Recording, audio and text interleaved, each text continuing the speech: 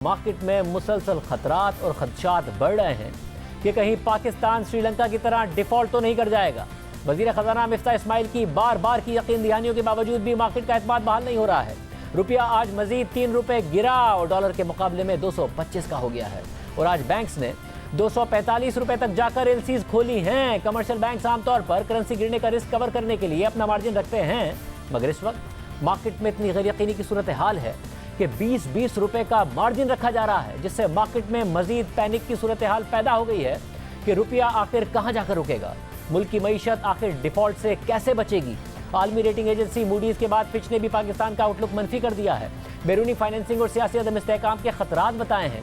IMF ने शर्त लगाई है कि पाकिस्तान प्रोग्राम की बहाली से पहले दोस्त ममालिक से 4 अरब डॉलर का इंतजाम करे। दोस्त ममालिक की तरफ से अब तक इस हवाले से कोई बयान सामने नहीं आया है, इसलिए भी मार्केट्स में गैर यकीनी और अदम इस्तेहकाम है। हालांकि वज़ीर ख़ज़ाना मिफ्ता इस्माइल बार बार यकीन दहानी करा रहे हैं कि दोस्त ममालिक से फंडिंग का इंतजाम हो गया है। उन्होंने आज भी बताया कि 4 अरब डॉलर की ज़रूरत है, मगर 8 अरब डॉलर का इंतजाम हो गया है।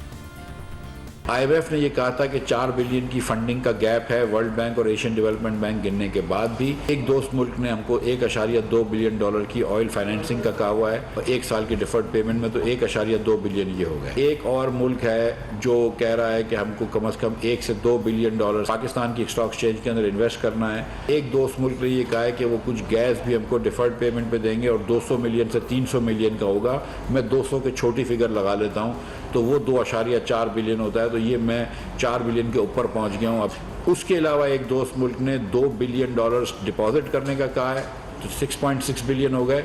और एक दोस्त मुल्क ने 2 बिलियन SDRs का कहा है, जो कि 2 बिलियन डॉलर से कई ज्यादा होते हैं। जो SDRs होंगे वो दिसंबर तक होंगे। डिफर्ड पेमेंट्स हैं तेल की, वो फिलफौर हो जाएंगी। जो डिपॉजिट्स हैं और गैस की डिफर्ड पेमेंट्स हैं वो कुछ दिनों में होंगी। मैं आपको अब तक 8 बिलियन का हिसाब दे चुका हूँ। इस साल रवा माली साल में मुझे मुहैया होंगे।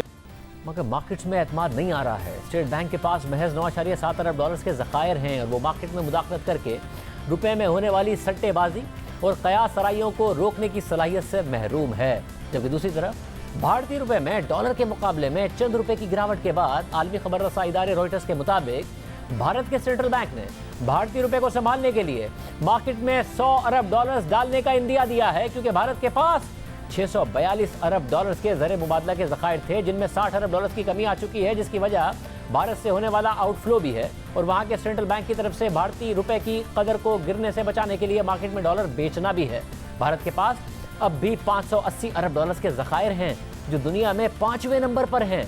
इसलिए वहाँ के सेंट्रल बैंक के पास भारतीय रुपए की कदर को संभालने के लिए मुदाखलत की सलाहियत मौजूद है और वो 100 अरब डॉलर तक मार्केट में बेचने का इंदिया दे रहा है, ताकि भारतीय रुपए की कदर में अदम इस्तेहकाम ना आए और कयास आराइयाँ ना हो। अब एक लम्हे के लिए सोचिए कि भारत पाकिस्तान से कितना आगे निकल गया है। हमारे ज़र मुबादला के ज़खायर 10 अरब डॉलर के करीब तो उनके 650 अरब डॉलर के करीब, यानी हमारे टोटल मुआशी साइज से तकरीबन दुगने भारत के ज़र मुबादला के ज़खायर रहे हैं। इसमें से 100 अरब डॉलर भारत अपने करेंसी बचाने के लिए मार्केट में डालने को तैयार है और ये 100 अरब डॉलर पाकिस्तान के तकरीबन 30 साल के तरक्याती बजट के बराबर है, तकरीबन 15 साल के दिफाई बजट के बराबर है, हमारी टोटल मईशत के तकरीबन 30% के बराबर है, हमारी 3.25 साल की बरामदात के बराबर है। मगर पाकिस्तान में रुपया संभालने के लिए स्टेट बैंक के पास ज़खायर ही नहीं है और दूसरा पाकिस्तान IMF के प्रोग्राम में है। दूसरी तरफ वज़ीर ख़ज़ाना मिफ्ता इस्माइल ने दावा किया कि जुलाई के 18 दिन में हमारी दरामदाद नीचे आई हैं और सिर्फ 2.6 अरब डॉलर रही हैं। इसलिए इस माह 5.5 से 6.25 अरब डॉलर की दरामदाद होंगी और करंट अकाउंट खसारा भी काबू में होगा। मगर इस बात से भी एतमाद बहाल नहीं हुआ है। क्यों रुपया गिर रहा है, इस सारी सूरत हाल पर बात करेंगे। हमारे साथ chairman exchange companies association of Pakistan Malik Bostan साहब मौजूद है। बोस्तान साहब बहुत शुक्रिया। बोस्तान साहब, क्या वजह है, हुकूमत बार बार यकीन दहानी करा रही है मगर चीज़ें कंट्रोल में नहीं आ रही हैं, रुपया मुसलसल गिरे जा रहा है, क्या पैनिक है, पैनिक में लोग बाय कर रहे हैं? ये ज़िमनी इलेक्शन ने ऐसा अपसेट किया है कि पूरी हुकूमत, सियासत और मैशत को भी अपसेट कर दिया है। और ये जो आप कह रहे हैं इसमें बिल्कुल बात ये सही है कि इस वक्त इम्पोर्टरों ने फॉरवर्ड में बहुत ज़्यादा बुकिंग की हुई है, अब वो मिच्योर हो चुकी हैं और हुकूमत ने के बाद इतने डॉलर नहीं हैं जितने कि इम्पोर्ट बिल जो है ड्यू हो गए हैं। तो अभी इसी वजह से बैंकों में डिमांड दिन ब दिन बढ़ती जा रही है। तो अभी हुकूमत को जो सबसे बड़ा मतलब है, एक तो सियासी अदम इस्तेकाम है जिसकी मैशत को भी दो चार कर दिया। और मैं समझता हूँ मैशत का दरवाज़ा सियासत होता है, और सियासत अगर डेड लॉक आ जाए तो फिर उसी तरह ही होता है जिस तरह हमारे पाकिस्तान के साथ हुआ। तभी मैं क्या पूरी कौम अपने लीडरों से रिक्वेस्ट करती है कि लड़ाई के बजाय रहनुमाई करें, सर सियासी डेड लॉक को तोड़ें और आपस में सर जोड़ें, तो तभी पाकिस्तान की बेहतरी हो सकती है। अगर इसी तरह जिद पे खड़े रहे और सियासी डायलॉग शुरू नहीं किए तो पाकिस्तान को खतरे में मैशत को डाल देंगे। यार इंटरबैंक में जो प्रेशर है वो नजर आ रहे हैं। ओपन मार्केट की क्या सूरत हाल है? क्या वहां पर भी डिमांड है? पैनिक बाइंग क्या वहां पर भी हो रही है? देखो जी, पब्लिक बिल्कुल खरीदने, आज भी हमारे पास $15 मिलियन पब्लिक ने बेचे थे जो कि हमने इंटर बैंक में सिलेंडर किए।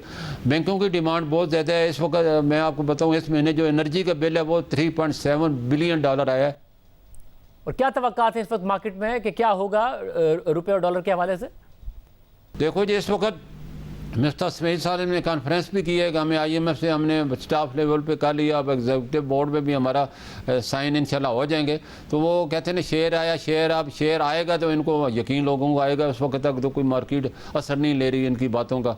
तो जब फंड आ जाएंगे तो मैं समझे $1.25 अरब IMF ने देने, जैसे मिस्टर स्मेल साहब ने कहा है कि दोस्त ममालिक से भी हमारे $4 अरब ने, चाइना और सऊदीया ने भी वादा किया है। तो ये अगर आ जाते हैं तो हमारे वर्ल्ड बैंक, एशिया बैंक, इस्लामी बैंक से हमें कोई $20 अरब मिल रहे हैं अगले 2 साल के लिए। तो ये सूरत वो सब ने शर्त यही रखी है कि आप IMF को राज़ी करें, उनका ग्रीन सिग्नल होगा तो हम आप आपको चीज़ें देंगे। तो मैं समझता हूँ हुकूमत को जो है अपने वादे की पासदारी करती है, जो भी उन्हें वादे किए एग्जीक्यूटिव इजलास से पहले वो अपने वादे पूरे करे ताकि IMF का जो है प्रोग्राम बहाल हो जाए। तो इसी में पाकिस्तान की बेहतरी है, वरना पाकिस्तान के लिए इससे ज़्यादा ख़तरनाक सूरत हाल का सामना करना पड़ जाता है।